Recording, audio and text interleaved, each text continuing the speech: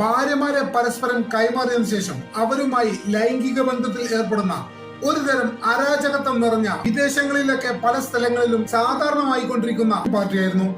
അതിനുള്ള ലഹരി നിന്നാണ് പോലീസ് അവിടെ എത്തുമ്പോൾ അവിടെ നടന്നുകൊണ്ടിരുന്നത്. പോലീസ് അപ്പോൾ അയാളോട് ചോദിച്ചു, അല്ല നിങ്ങൾ ഏത് രീതിയിലാണ് ഇത്തരം പാർട്ടികളൊക്കെ സംഘടിപ്പിക്കാനുള്ള ആളുകളെ കണ്ടെത്തുന്നത്? അപ്പോഴാണ് അയാൾ ഞെട്ടിക്കുന്ന ആ കാര്യം പറഞ്ഞത്. ഫേസ്ബുക്കിലൂടെയാണ് സാധാരണഗതിയിൽ ഇവർ ഇത്തരം ആളുകളെ കണ്ടെത്തുന്നത്. ഈ പാർട്ടിയിൽ പങ്കെടുക്കാൻ വലിയൊരു തുക അഡ്വാൻസ് ആയി ഈ ആളുകൾ നൽകേണ്ടതുണ്ട്.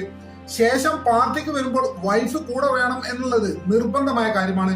വൈഫ് കൂടെ ഇല്ലാത്തവർക്ക് ഈ പാർട്ടിയിലേക്ക് പ്രവേശനമില്ല. ഒരാളുടെ വൈഫ് കൂടെ ഉണ്ടെങ്കിൽ മാത്രമേ അദ്ദേഹത്തിന്റെ വൈഫിനെ മറ്റൊരാൾക്ക് നൽകിക്കൊണ്ട് ആ ആളുടെ വൈഫിനെ ഇയാൾക്ക് എടുക്കാൻ പറ്റൂ. ഇത്തരത്തിൽ വളരെ നീചമായ വൃത്തികെട്ട ഒരു പാർട്ടിയായിരുന്നു അവിടെ നടന്നുകൊണ്ടിരുന്നത്. ഏകദേശം 15 പുരുഷന്മാരും 15 സ്ത്രീകളുമായിരുന്നു പോലീസ് അവിടെ എത്തുന്ന സമയത്ത് അവിടെ ഉണ്ടായിരുന്നത്. എല്ലാവരും ദമ്പതികളാണ്.